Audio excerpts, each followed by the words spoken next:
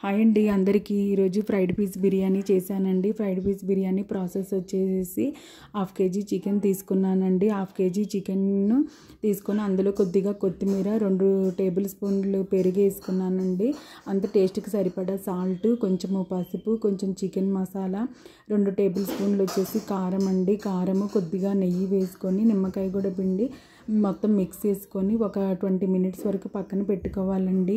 ఇలా పక్కన పెట్టుకున్న తర్వాత ఇంకో ప్యాన్ తీసుకొని ఆ ప్యాన్లోకి 2 టేబుల్ స్పూన్ నెయ్యి వేసుకొని కట్ చేసిన ఉల్లిపాయలు వేయించుకోవాలండి. ఇవి బాగా ఇలా ఫ్రై చేసుకోవాలండి. ఫ్రై చేసుకొని పక్కన పెట్టుకోండి. ఇప్పుడు వేరే బౌల్లో 2 టేబుల్ స్పూన్లు నెయ్యి, కొద్దిగా ఆయిల్ వేసుకొని బిర్యానీకి సంబంధించిన అన్ని ఐటమ్స్ వేసుకోవాలండి.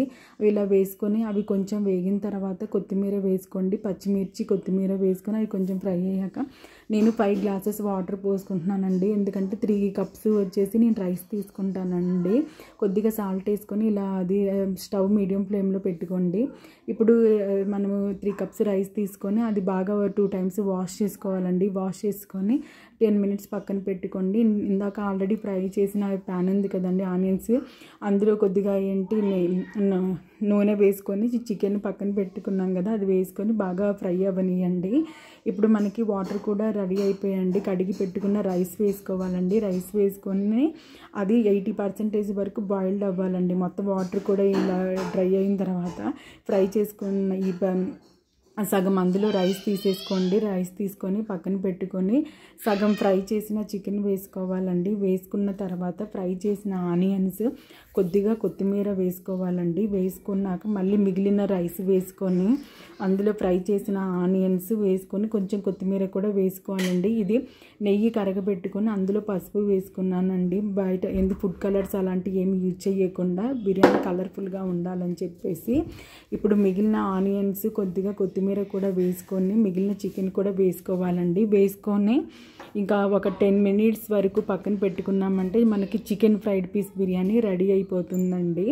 చికెన్ ఫ్రైడ్ పీస్ బిర్యానీ మనకి రెడీ అయిపోతుంది. టేస్ట్ కూడా చాలా బాగుంటుంది అనమాట. చూసారా ఎలా ఉందో? టేస్ట్ కూడా చాలా బాగుంటుందండి. ఇంకా ఇప్పుడు ఇది వచ్చేసి నార్మల్గా చికెన్ బిర్యానీ అండి. దానికోసం అని చెప్పేసి హాఫ్ కేజీ చికెన్ తీసుకున్నాను. అందులోకి కొద్దిగా కొత్తిమీర, జింజర్ గార్లిక్ పేస్ట్ అండి, 4 పచ్చిమిర్చి, గార్లిక్ పేస్ట్, కొంచెం పసుపు, 2 టేబుల్ స్పూన్లు వచ్చేసి కారము, కొద్దిగా మనకి కొంచెము టేస్ట్కి సరిపడా సాల్ట్, కొంచెం చికెన్ మసాలా అండి.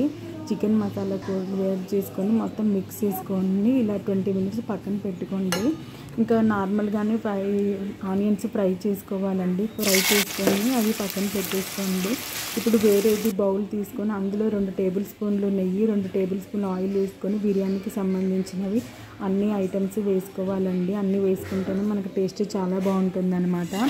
ఇలా వేసుకున్న తర్వాత అందులోకి 4 కట్ చేసిన పచ్చిమిర్చి, కొంచెం కొత్తిమీర వేసుకోండి. వేసుకొని వాటరు మీడియంగానే తీసుకోండి. అందులో కొంచెం సాల్ట్ వేసుకోండి. ఇప్పుడు బిర్యానీ బౌల్ తీసుకొని అందులో కొద్దిగా అది కట్ చేసిన ఉల్లిపాయలు వేసుకొని ఉల్లిపాయలు డీప్ ఫ్రై అయ్యాక ఇప్పుడు ఆల్రెడీ మనం పక్కన పెట్టిన చికెన్ ఉంది కదండి, ఆ చికెన్ కూడా వేసుకోండి. ఇది ఒక 50% వరకు బాయిల్డ్ అవుతుందండి. ఇలా మూత పెట్టి పక్కన పెట్టేయండి. ఇప్పుడు మనం 3 కప్స్, ఇందులో కూడా 3 కప్స్ రైస్ తీసుకున్నాను. రైస్ తీసుకొని రైస్ని 2 టైమ్స్ వాష్ చేసుకోవాలండి.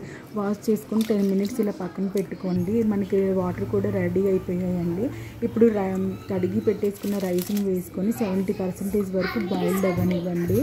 అలా బాయిల్డ్ అయిన తర్వాత ఇప్పుడు మనకి చికెన్ ఉందిగా, రెడీ అయిపోయింది. మొత్తం స్ప్రెడ్ చేసుకోండి. గిన్నె నిండా స్ప్రెడ్ చేసుకొని ఇప్పుడు ఈ రైస్ మొత్తాన్ని అందులో వేసేసుకోండి. అలా వేసుకున్న తర్వాత మనం ఫ్రై అయిన ఆనియన్స్ మొత్తం వేసేసుకోవాలండి. వేసుకొని కొద్దిగా కొత్తిమీర, ఆల్రెడీ నేను ఇందాక ఫ్రైడ్ పీస్ బిర్యానీలో చెప్పాను కదండి, నెయ్యి, పసుపు అని చెప్పేసి అవి మొత్తం వేసుకోండి. ఇలా వేసుకున్న తర్వాత ఒక 10 మినిట్స్ వరకు పక్కన పెట్టుకుంటే మన చికెన్ బిర్యానీ రెడీ అయిపోతుందండి. చూసారా బిర్యానీ ఎంత బాగుందో? సింపుల్ ప్రాసెస్ అంటే టేస్ట్ కూడా చాలా బాగుంటుందండి. ఎవరైనా ఇలా ట్రై చేయకుండా ఉంటే కంపల్సరీగా ట్రై చేయండి. పిల్లలు కూడా చాలా ఇష్టంగా తింటారనమాట. మాకైతే మా బాబు అయితే ఊరికే అడుగుతాడండి బిర్యానీ ప్రాసెస్లో చేయమని చెప్పేసి. మీరు కూడా కంపల్సరీగా ట్రై చేయండి. మీకు కనుక ఈ వీడియో నచ్చితే లైక్ చేయండి, షేర్ చేయండి, సబ్స్క్రైబ్ చేసుకోండి.